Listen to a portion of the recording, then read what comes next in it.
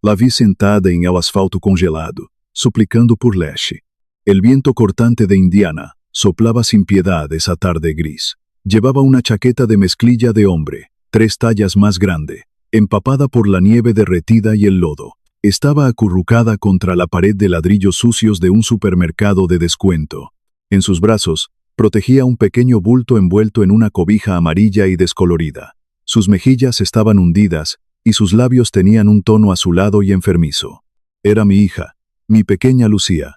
La niña que se suponía estaba estudiando diseño en una universidad de prestigio, estaba tirada en la calle, pidiendo limosna a los extraños para alimentar a una bebé. Para entender cómo mi propia sangre terminó en ese infierno de concreto mojado, tienen que entender quién es Lucía, y quién soy yo. Mi nombre es Luz Vargas. Tengo 52 años de edad. Durante las últimas 3 décadas, he dejado mi espalda y mis rodillas en las terminales de carga del sur de Chicago. Soy gerente de operaciones para una inmensa línea de transporte comercial. Mi vida entera huele a diésel, a metal frío y a café quemado en vasos de espuma.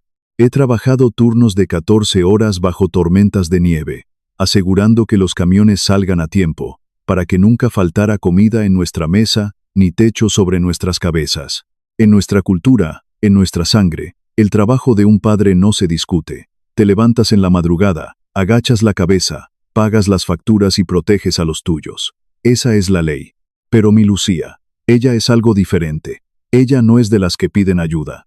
Cuando su madre, mi primera esposa, perdió la batalla contra el cáncer hace años, Lucía tenía apenas 14 años.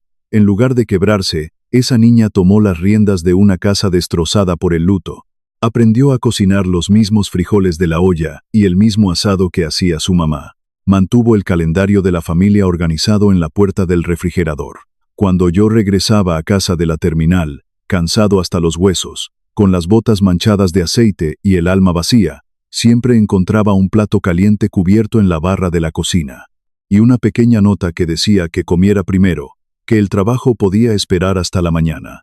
Ella pasó sus años de adolescencia, sosteniendo nuestro mundo para que no se cayera a pedazos, mientras yo luchaba por mantener las luces encendidas y pagar la hipoteca. Y ese fue mi mayor y más terrible error. Mi obsesión por mantener la paz en casa a cualquier precio. El silencio que quedó después de la muerte de mi esposa era pesado. Me asfixiaba. Así que cuando conocí a Raquel en un evento de comercio local, hace 3 años, fui un idiota ciego. Raquel era ruidosa, decisiva, siempre quería tener el control de todo. Vestía con esa falsa elegancia de los suburbios, aparentando ser parte de una clase alta a la que nunca perteneció. Para un hombre viudo y cansado como yo, su personalidad dominante se sintió como un salvavidas. Creí que estaba trayendo orden de vuelta a nuestras vidas. Lo que realmente estaba haciendo era entregarle las llaves de nuestro hogar a un monstruo. Raquel no me veía como un esposo. Me veía como un cajero automático, un anfitrión financiero al cual drenar para mantener sus ilusiones de grandeza. Inmediatamente comenzó a redecorar la casa, comprando muebles caros con mi dinero, borrando cualquier rastro de la madre de Lucía. Y con Raquel vino su hijo. Diego tenía 22 años, no estudiaba, no tenía trabajo. Era uno de esos muchachos con la cabeza llena de humo, creyendo que se haría millonario de la noche a la mañana comprando y vendiendo dinero virtual. Criptomonedas, le decían. Se paseaba por la casa con una arrogancia que me revolvía el estómago. Manejaba un Buick Grand National del año 1982, modificado y gastador, cuyas reparaciones en el taller terminaba pagando yo más veces de las que quiero admitir. Para Raquel, Diego era un genio incomprendido que solo necesitaba el capital adecuado para despegar. Para mí, era un absoluto parásito. Pero me callé. Tragaba mi coraje, firmaba los cheques para los frenos de ese maldito carro, y me iba a trabajar. Todo por evitar los gritos. Todo por evitar el conflicto en casa. Creí que estaba comprando paz. No sabía que estaba financiando la destrucción de mi propia hija. Y así llegamos a ese martes lluvioso de noviembre. Eran las 4:15 de la tarde. Yo estaba en Gary, Indiana, cubriendo una auditoría de logística para nuestra terminal norte. Cualquiera que conozca la zona industrial de Gary sabe que no hay lugar más deprimente cuando llega el invierno. La lluvia caía en esa especie de aguanieve gris y congelada, ese lodo frío que te cala hasta los huesos antes de que empiece la nevada fuerte. Iba manejando mi camioneta por una calle industrial, creyendo haber visto el carro de Diego pasar a lo lejos, cuando el limpiaparabrisas del lado del conductor se rompió. La goma se desprendió, rayando el vidrio con el metal. No podía ver absolutamente nada hacia adelante. Tuve que salirme del camino y meterme al estacionamiento de una pequeña plaza comercial, frente a una tienda de abarrotes de descuento. Era un lugar sombrío con paredes despintadas, carritos de supermercado abandonados y el suelo cubierto de asfalto quebrado. Me bajé de la camioneta, subiéndome el cuello de la chamarra para protegerme del viento helado, y caminé hacia las puertas automáticas para comprar un limpiaparabrisas nuevo. Fue entonces cuando escuché la voz. Era un susurro rasposo, débil, temblando incontrolablemente por el frío. Por favor, señor, no necesito dinero. Solo un bote de fórmula para bebé. Es todo lo que pido. Un solo bote. El sonido de esa voz me golpeó como un bate de béisbol en pleno pecho. Me quedé paralizado a la mitad del estacionamiento. El aire abandonó mis pulmones por completo. Conocía esa voz. Me di la vuelta lentamente, rogándole a Dios estar equivocado. Apoyada contra la sucia pared de ladrillos, cubierta con esa chamarra de mezclilla inmensa que apenas la protegía de la tormenta, estaba una mujer joven. El cabello, que alguna vez fue brillante y cuidado, ahora estaba enredado y sucio. Estaba abrazando ese bulto envuelto en la cobija amarilla. Di un paso, luego otro. Mis pesadas botas crujían sobre el hielo sucio. Era mi Lucía. El bote de líquido limpiaparabrisas que traía en las manos se me resbaló y cayó al suelo, estrellándose contra la grava. Lucía, susurré.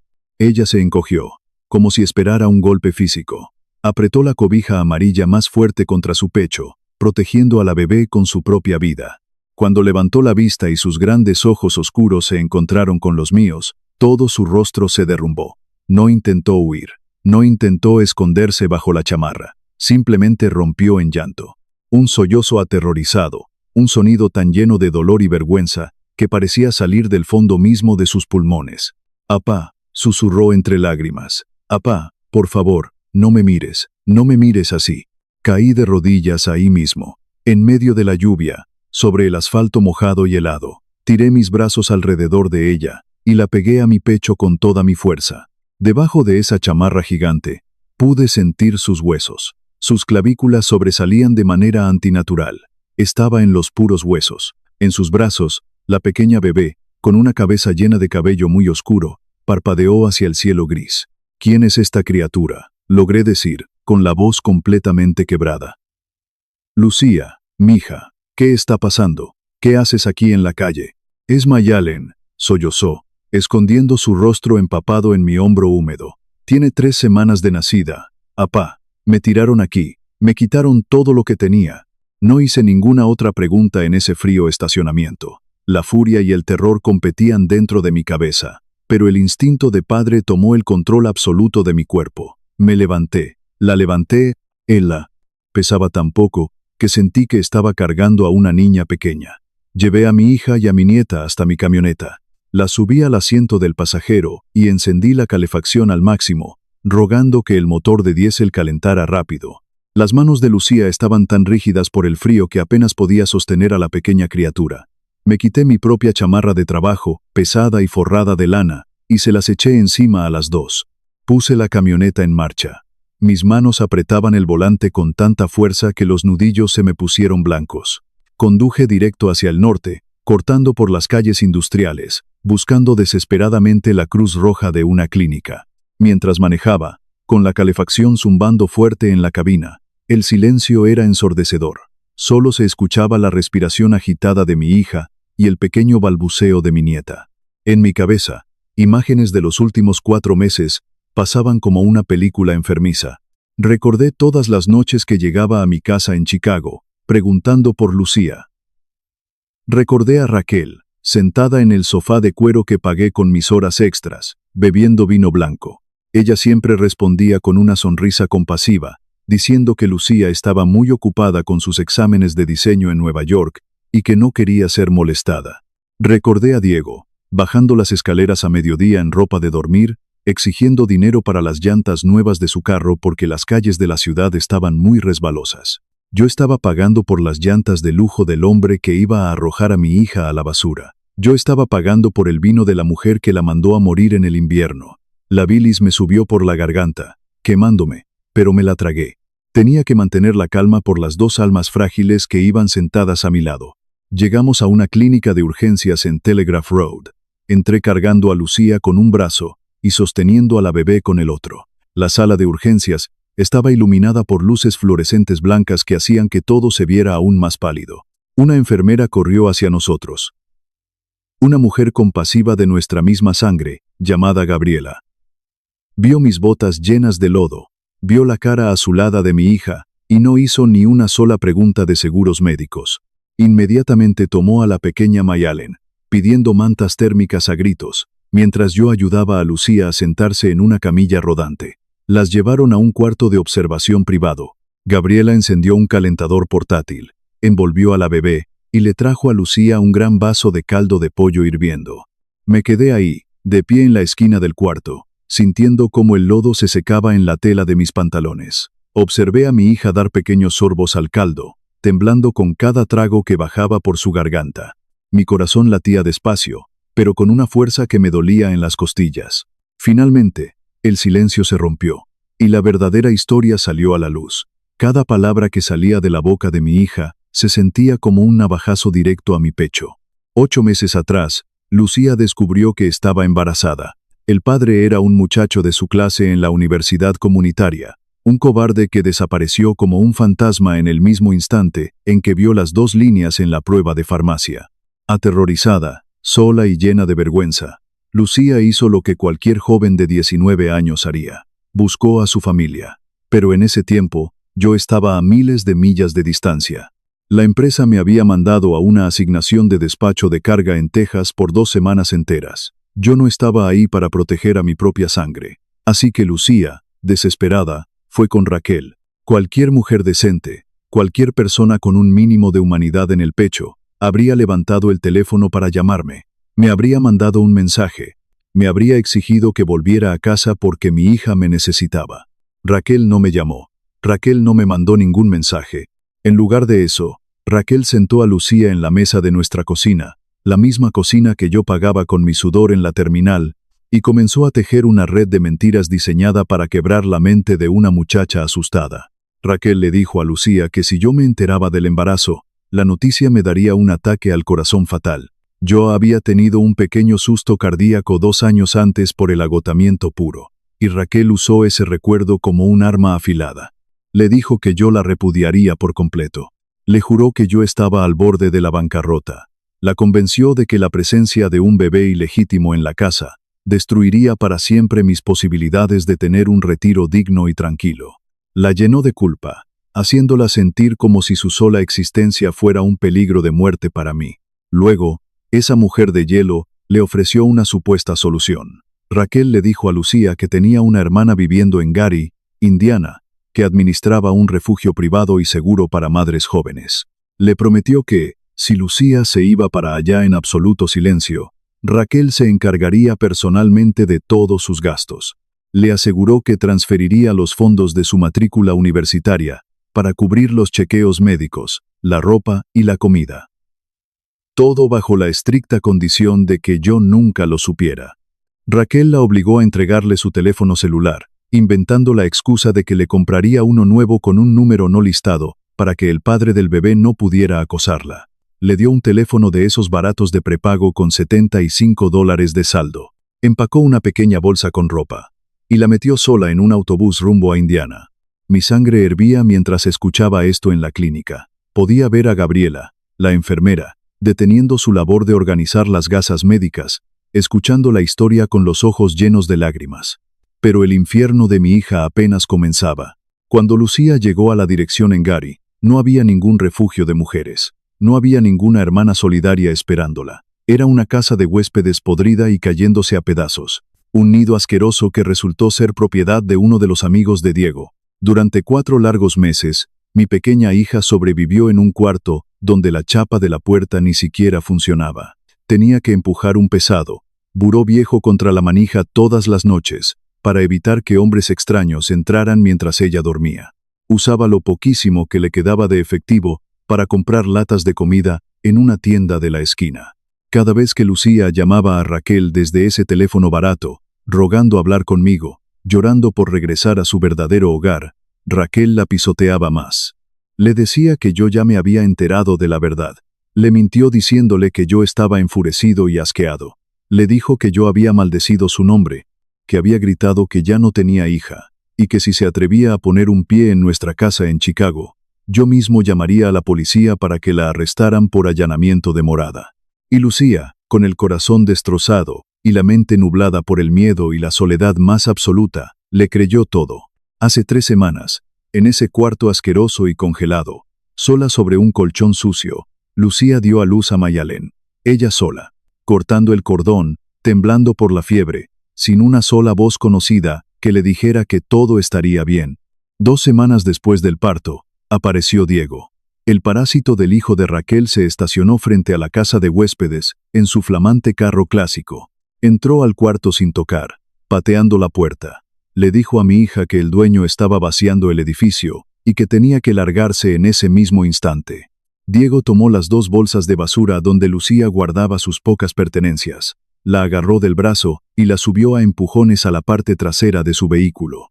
Condujo hasta el estacionamiento de esa plaza de descuentos en medio del viento y la aguanieve. La obligó a bajar. Le aventó un billete de $20 por la ventana, se rió en su cara y aceleró. Dejó a una adolescente desnutrida y a una recién nacida a merced de la muerte por congelamiento. Me dijo que me odiabas. Apá, lloró Lucía, su voz apenas más alta que un susurro de agonía en ese cuarto de clínica.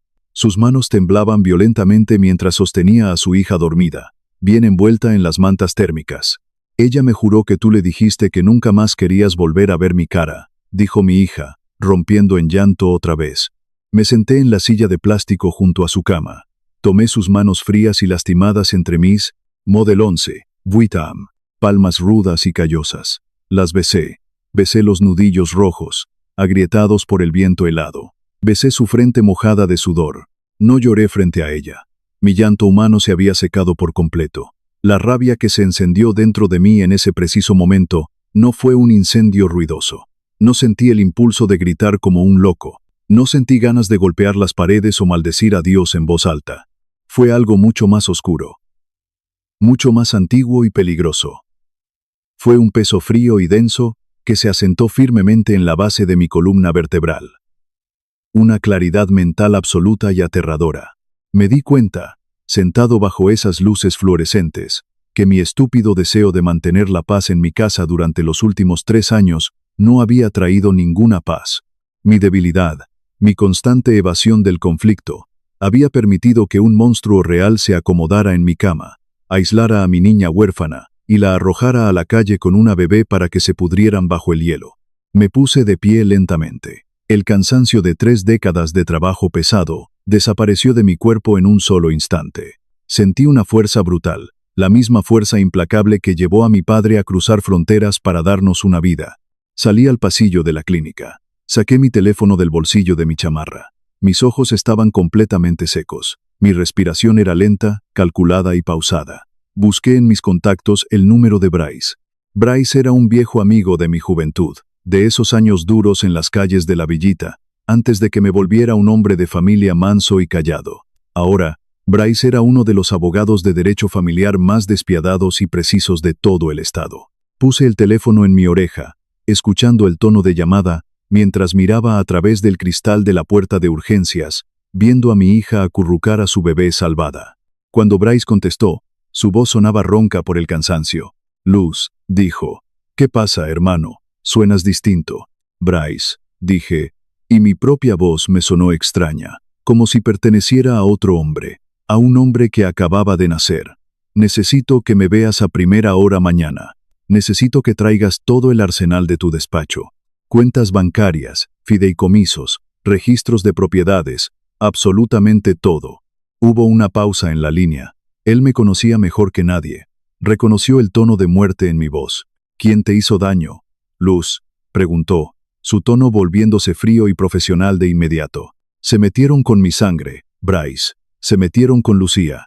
Te veo en mi oficina a las 7 de la mañana en punto. Trae todos tus documentos.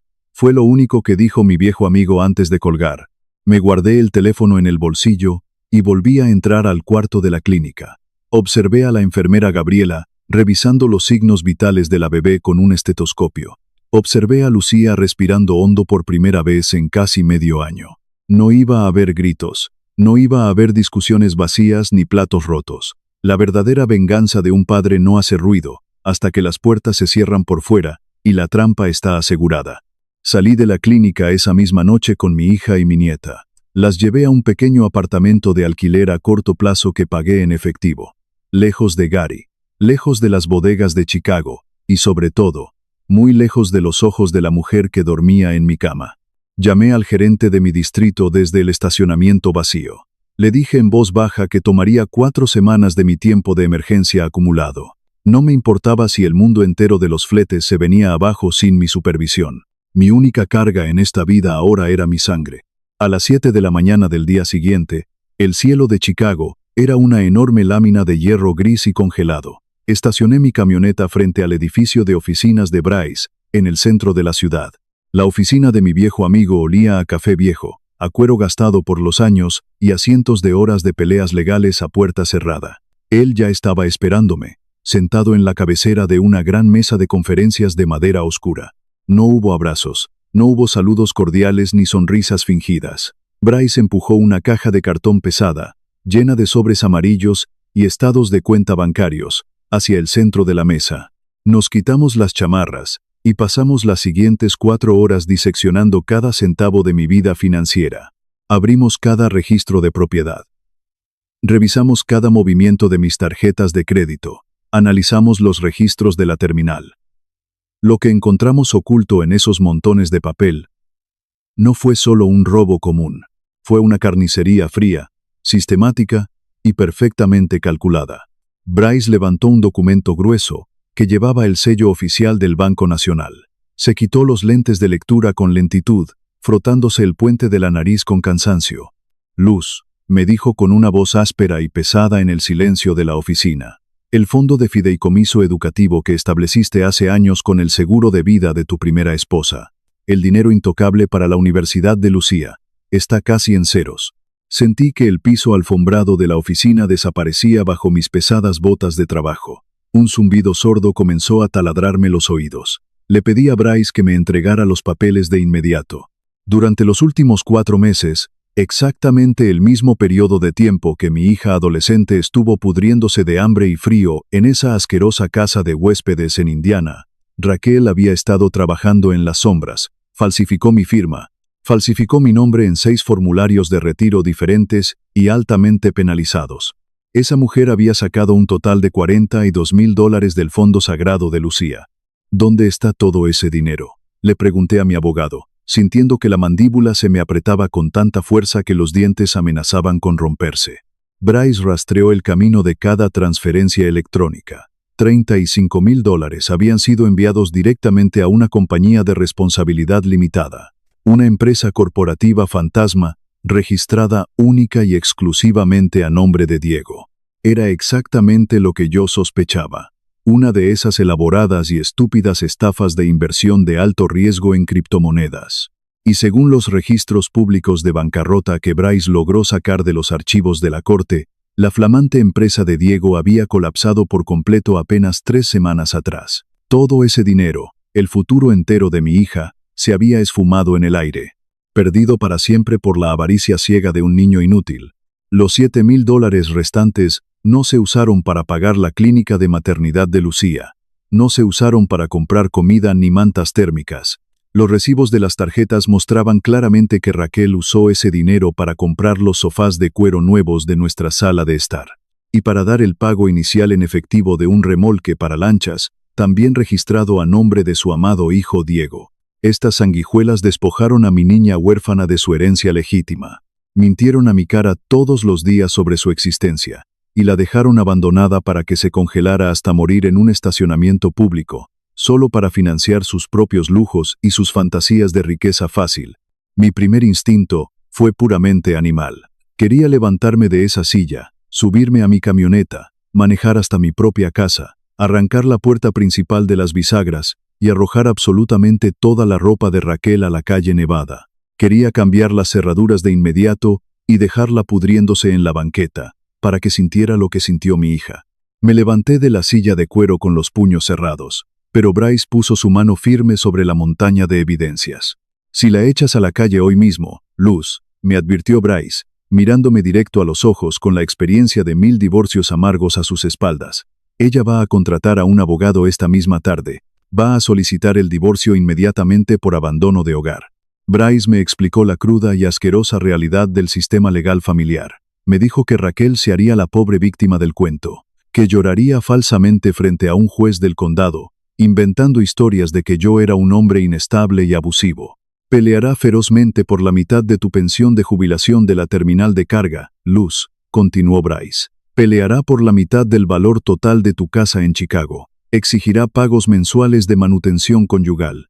No queremos una pelea sucia en los tribunales donde esa mujer tenga la más mínima oportunidad de ganar un solo centavo más de tu sudor y tu sangre». Me senté de nuevo lentamente. El aire dentro de la oficina estaba increíblemente pesado, pero mi respiración comenzó a controlarse.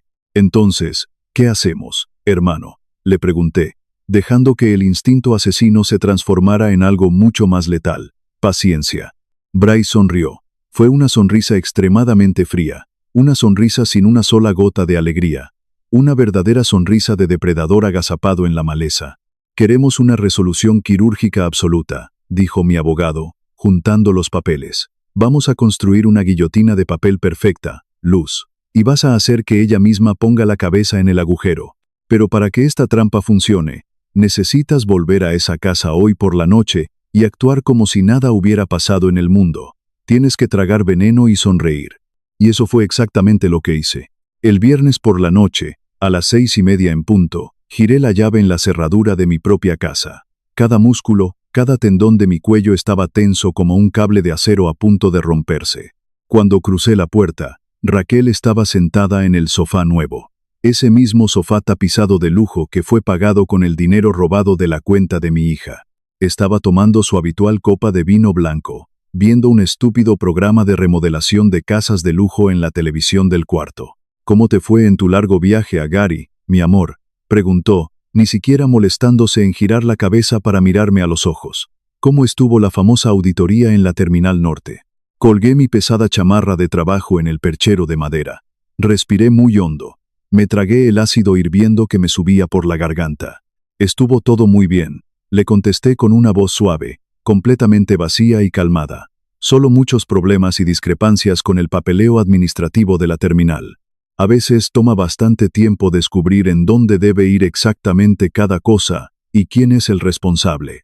«Bueno, tú siempre trabajas demasiado duro, Luz», dijo ella con una ligereza casual, que me congeló la sangre en las venas. «Oh, por cierto, casi lo olvido. Diego viene a cenar con nosotros el domingo. Quiere hablar sobre una nueva y brillante oportunidad de negocios que está investigando en el área». Raquel le dio un sorbo muy lento a su vino blanco y continuó hablando, acariciando la tela del sofá. «Tal vez el pobre muchacho necesite un pequeño préstamo familiar para arrancar el proyecto, pero le dije de antemano que su buen padrastro estaría encantado de escucharlo». Apreté los puños dentro de los bolsillos oscuros de mis pantalones de mezclilla. Sentí las uñas clavándose profundamente en las palmas de mis manos hasta casi sacar sangre. «Es así», le respondí, manteniendo el tono neutral. «El domingo suena perfecto. Hagamos una gran cena en el comedor principal». Durante las siguientes 48 horas, viví la doble vida más agonizante que un hombre puede soportar. Una vida que me consumía el alma pedazo a pedazo. Durante el día, bajo la luz pálida del invierno, manejaba en secreto hasta el pequeño y seguro apartamento de alquiler. Ahí estaba mi verdadera familia. Pasaba horas enteras sentado junto a la ventana, observando a la pequeña Mayalén dormir tranquila en una cuna de madera nueva que Bryce y yo habíamos comprado en una tienda cercana. Ayudaba a mi Lucía a levantarse, le cocinaba caldos de pollo espesos y nutritivos con pan caliente, le cepillaba el cabello con cuidado. Sentía que una fuerza inmensa, una vitalidad antigua y silenciosa, regresaba a mi pecho. Una fuerza pura que no había sentido en mi cuerpo desde que enterré a la madre de mi hija. Estaba reconstruyendo a mi niña, pieza por pieza. Pero al caer la noche fría, Tenía que volver a entrar a la zona de guerra. Me sentaba frente a Raquel en la mesa de nuestra cocina. La escuchaba hablar durante horas sobre comprar cortinas de diseñador nuevas para el cuarto de visitas. La escuchaba tejer y escupir mentiras horriblemente elaboradas sobre cómo Lucía seguramente estaba pasándola de maravilla en sus clases de arte en Nueva York, justificando por qué mi hija supuestamente no quería responder mis llamadas. No grité, no apreté los dientes, no levanté la voz ni una sola vez. Cada vez que Raquel abría la boca, yo simplemente memorizaba sus palabras venenosas. Anotaba mentalmente la fecha exacta, la hora precisa y el nivel de su asquerosa crueldad. Estaba acumulando en silencio todo el veneno que muy pronto usaría para destruirla. Llegó el domingo, 22 de noviembre. A las 5 de la tarde, el sol ya se había escondido por completo detrás de las nubes grises de tormenta, y el interior de la casa estaba iluminado con luces cálidas y falsas. La mesa larga del comedor estaba puesta con la mejor vajilla de porcelana. Raquel había pasado horas horneando un pollo entero asado, adornado con papas finas y romero fresco. El olor a comida casera llenaba los pasillos de la casa, creando la ilusión más repulsiva y perfecta de una familia amorosa y unida. El parásito llegó a las 4:45. Diego entró pavoneándose arrogantemente por la puerta principal, usando una costosa chamarra de cuero genuino completamente nueva. Comprada, sin la menor duda, con los últimos cientos de dólares robados de la cuenta fiduciaria de mi hija. Se sentó en mi mesa, sin siquiera ir al baño a lavarse las manos.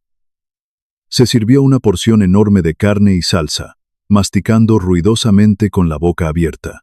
Luego, dejó los cubiertos y comenzó su actuación teatral.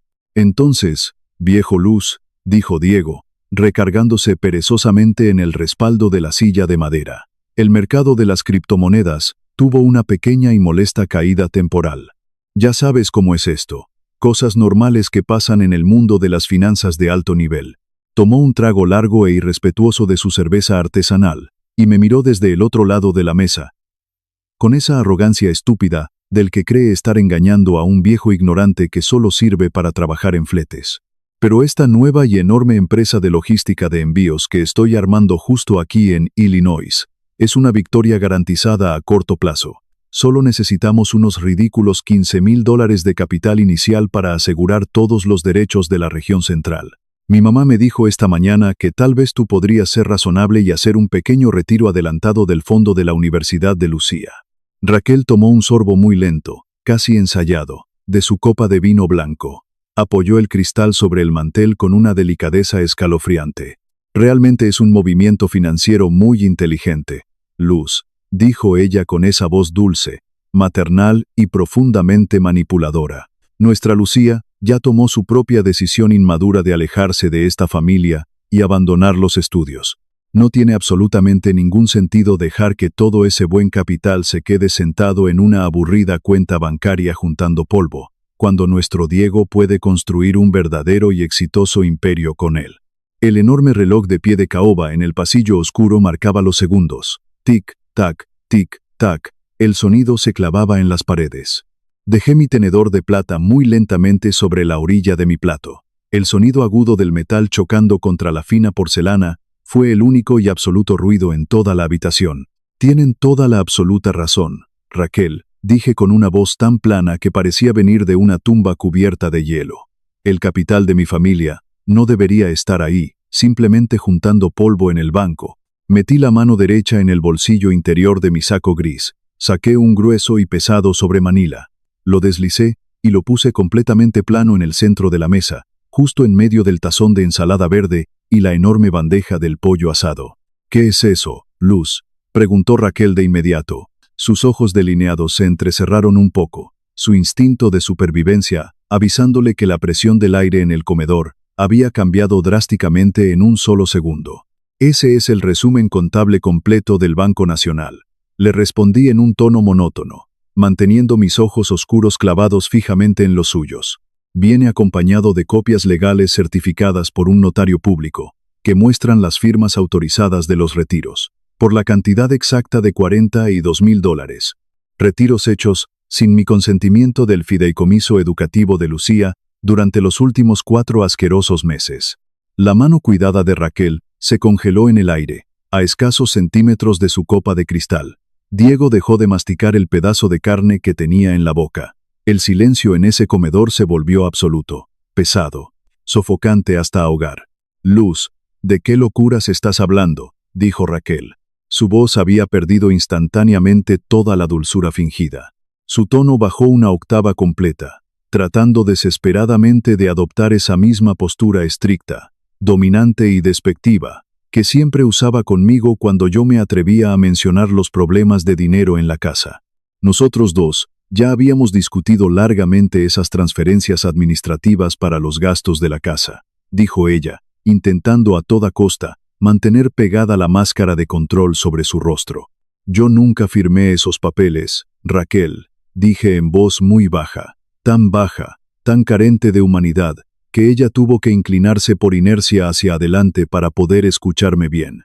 Mi firma personal fue burdamente falsificada en 6 ocasiones bancarias separadas.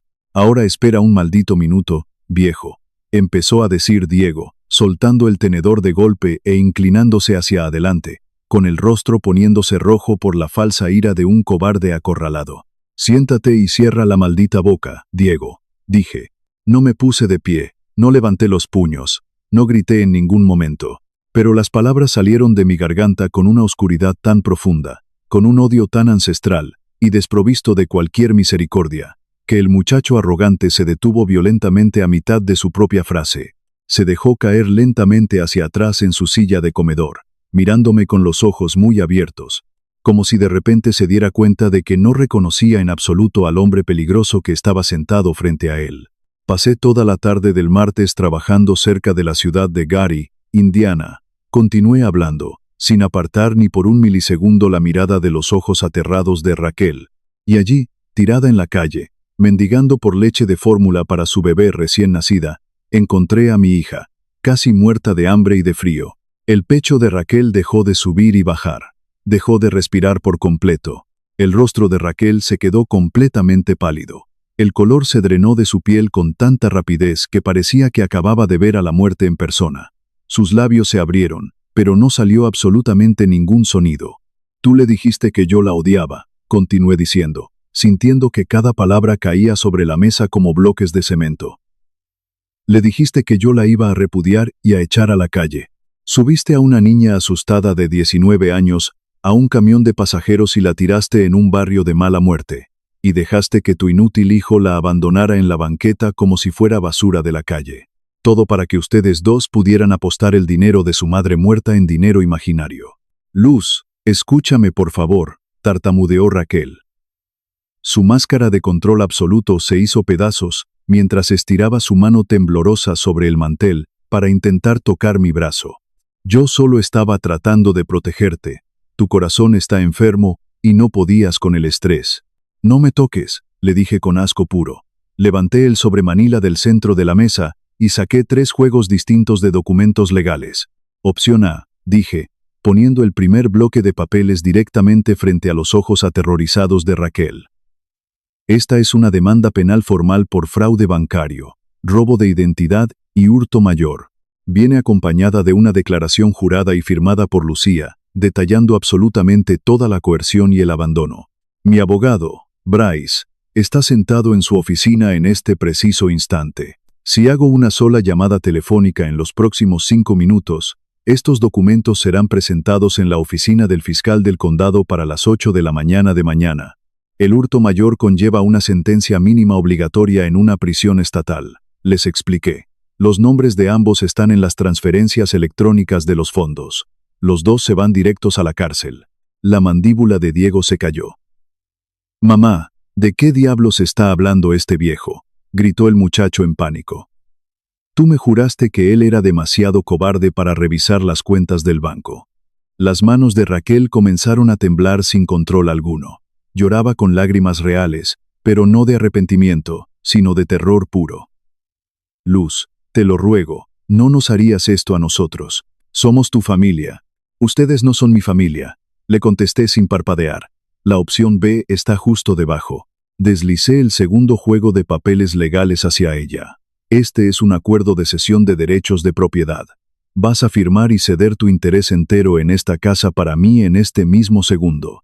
Vas a renunciar a todos y cada uno de los reclamos sobre mis cuentas de jubilación de la terminal, sobre mis ahorros y sobre cualquier estúpida manutención conyugal. Y además, tu amado hijo Diego va a firmar este pagaré oficial hoy mismo. El documento lo obliga legalmente a devolver los $42,000 a la cuenta fiduciaria de mi hija. Serán pagos estructurados de $800 al mes. Todo esto respaldado por un embargo directo sobre su preciado carro clásico y todos sus bienes personales. Eso es extorsión pura, gritó Diego, golpeando la mesa del comedor con la mano abierta. Eso es clemencia. Lo corregí en una fracción de segundo, levantándome por fin de la silla para proyectar mi sombra sobre los dos. Fírmenlo. Y si alguna vez intentan decirle a un juez que los obligué, iré directamente a la policía con las pruebas del fraude. Tienen exactamente 4 minutos para decidir si quieren firmar esos papeles ahora mismo. O si prefieren perder su libertad y explicarle a un juez del estado de Illinois por qué abandonaron a una adolescente enferma y a una recién nacida en la banqueta de Indiana en pleno invierno. La habitación se quedó en un silencio mortal. El tic-tac del viejo reloj en el pasillo sonaba como golpes de martillo en el cráneo de los traidores. El teléfono celular de Diego comenzó a vibrar sobre la mesa. Decenas de llamadas perdidas de sus amigos del negocio, pero ninguno de los dos se atrevió a mirar la pantalla. Él lo sabía, y ella lo sabía perfectamente. Si la policía investigaba las finanzas de esa empresa fantasma, sus vidas terminarían tras las rejas en cuestión de días. Con los dedos completamente engarrotados por el miedo, Raquel tomó la pluma negra que le puse al lado de los papeles. No me miró a la cara. No me ofreció ninguna disculpa falsa ni dramática. Firmó su nombre en cada una de las líneas que le indiqué. Luego le pasó la pluma a su hijo. Diego firmó los documentos con tanta rabia impotente que la tinta casi traspasó el papel grueso. Ahora, les dije, tomando los documentos firmados y metiéndolos de forma segura en mi maletín de cuero, tienen exactamente 2 horas para empacar su ropa en bolsas y largarse de mi casa para siempre. Si alguno de ustedes dos vuelve a acercarse a Lucía, a mi nieta, o a mí alguna vez en sus miserables vidas, la opción A va directo al escritorio del fiscal. Esa es mi última y única advertencia. No me quedé a verlos empacar. Salí por la puerta principal, me subí a mi camioneta y manejé de regreso al apartamento de alquiler para abrazar a Lucía y a la pequeña Mayalen. Cuando regresamos a nuestra verdadera casa a las 8 de la noche, la entrada de concreto estaba completamente vacía. La puerta principal estaba sin llave. La ropa de Raquel había desaparecido de los armarios y todos sus lujos ya no estaban en el baño. El famoso carro clásico de Diego ya no estaba estacionado en nuestra calle. La casa estaba en silencio absoluto. Pero por primera vez en 3 largos años, el aire no se sentía pesado ni tóxico. Se sentía limpio. Durante los siguientes 6 meses, el proceso legal de Bryce avanzó con la misma precisión silenciosa de un reloj. La escritura de renuncia fue registrada oficialmente en el Tribunal del Condado. La casa nos pertenecía enteramente a mí y a mi hija, sin deudas ni trampas. Diego hizo sus primeros 3 pagos mensuales a tiempo y con terror. Su madre tuvo que conseguir un trabajo en el turno de noche, limpiando oficinas en una bodega local de carga, para ayudarlo a pagar las facturas y evitar la cárcel. Pero esa ya no era mi preocupación. Ahora viven juntos en un apartamento rentado de mala muerte en las orillas de la ciudad. No he vuelto a cruzar una sola palabra con ninguno de los dos desde aquella cena del domingo. Son fantasmas. Lucía no regresó a Nueva York, y tampoco le hacía falta. Se inscribió en un excelente programa de diseño gráfico en la universidad estatal local, a solo 10 minutos de nuestra casa. Cada mañana a las 7:30, me levanto antes que el sol. Preparo una olla grande de café negro. Le empaco su almuerzo y arrullo a la pequeña Mayalen, mientras mi hija se arregla para ir a sus clases. Volvemos a ser un equipo. Anoche, yo estaba sentado en el porche trasero de la casa, descansando las piernas después de un turno pesado y escuchando el viento frío soplar a través de los árboles secos del patio. Lucía salió de la cocina llevando 2 tazas grandes de té de manzanilla caliente. Se sentó en la mecedora de madera junto a mí. Me entregó la taza caliente y se quedó mirando hacia el cielo nocturno y despejado. «Apá», me dijo suavemente. «¿Qué pasó, mija?», le contesté sin dejar de mirar el horizonte. «Gracias por ir a Gary a buscarme», susurró, apoyando su cabeza en mi hombro. Miré el rostro de mi hija. Estaba lleno de vida otra vez. Sus mejillas tenían color, sus ojos brillaban y su espíritu estaba completamente restaurado y fuerte. Le di un sorbo lento a mi té, sintiendo el calor bajar por mi pecho. Yo siempre iba en camino a buscarte, Lucía, le dije besando su frente. Solo me tomó un poco más de tiempo encontrar la ruta correcta. Nunca obtuve una confesión llorosa de Raquel, no me suplicó perdón de rodillas, no hubo gritos de redención. Y la pura verdad es que nunca necesité que lo hiciera.